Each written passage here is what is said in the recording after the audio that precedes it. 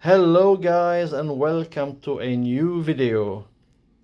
In this video we want to show the following nice beautiful equality which connects the absolute value of a function and the integer part of a function. So this is cool. So if we look at this equality, so on the left hand side, so we have the absolute value of x, and you know that the absolute value of x is defined in this way. So it is minus x whenever x is negative, it is 0 whenever x is 0, and it is equal to x when x is positive. And by those brackets, by those square brackets with y inside of them, we mean the integer part of y. And mathematically, the integer part function is defined as follows. Just as it sounds, the integer part is an integer and is defined in the following way. And this means that the integer part of y is the greatest integer less than or equal to y.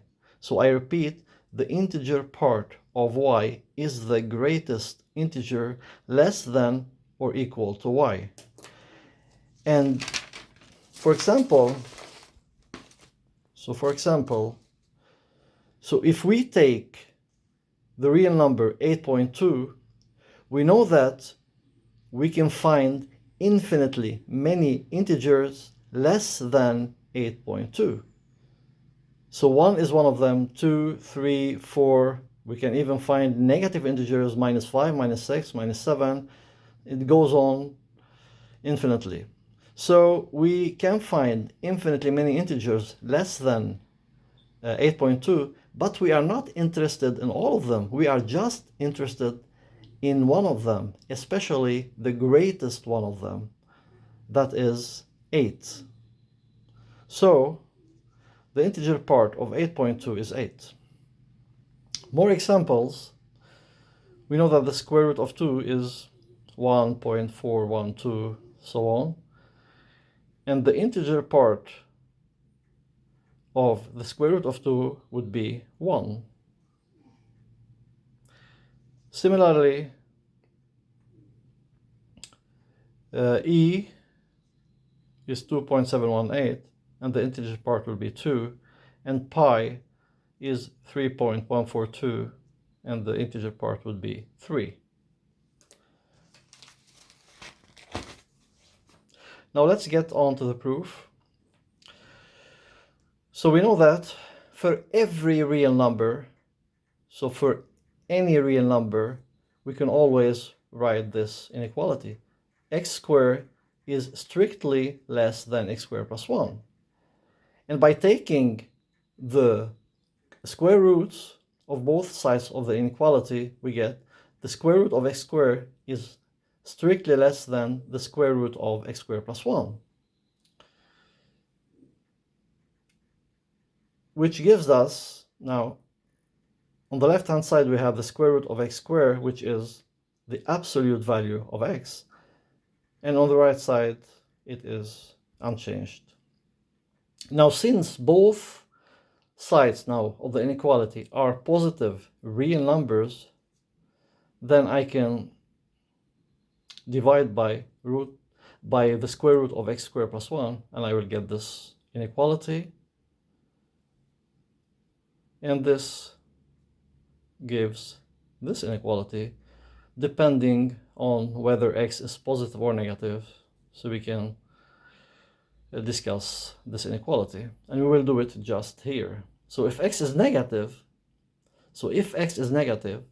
then the whole expression here is negative. So the expression lies between minus 1 and 0. And by the definition of the integer part, so the integer part of this expression would be minus 1. If x is 0, then this expression is 0 and it's already an integer, so the integer part of it is 0. And if x is flytta på dig, sorry. If x is strictly greater than 0, then we would get the following inequality, and this gives us that the integer part of this expression is 0. So now we can write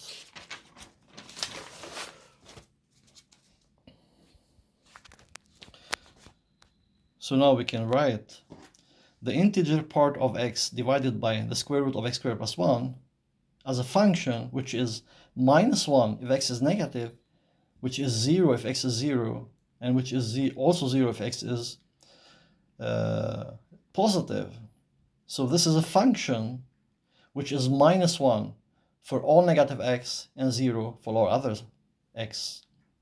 Now, by changing x into minus x, so I get a new expression, a new function.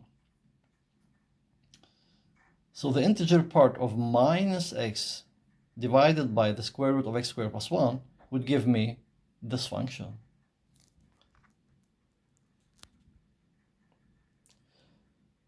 And now, by subtracting this function from that function, so by subtracting this one from that one, so we get, so -1. So subtracting this one from that one, we get -1 minus 0 would give me -1, and 0 minus 0 would give me 0, and then 0 minus -1 would give me +1. So we have built now a new function which looks like this. So finally, if I now multiply this function with x,